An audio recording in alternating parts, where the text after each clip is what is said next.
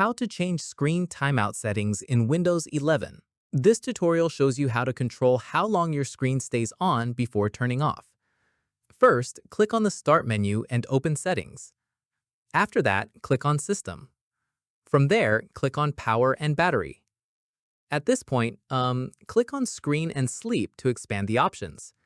In the next step, you'll see separate drop-downs for when your screen turns off, both on battery and while plugged in.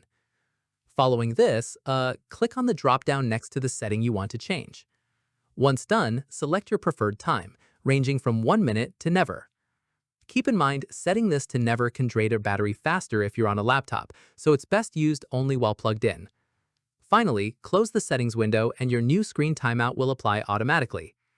And that's it. If this guide helped you change screen timeout settings in Windows 11, give it a like, subscribe for more Windows tutorials, and tap the bell icon for updates. See you in the next one.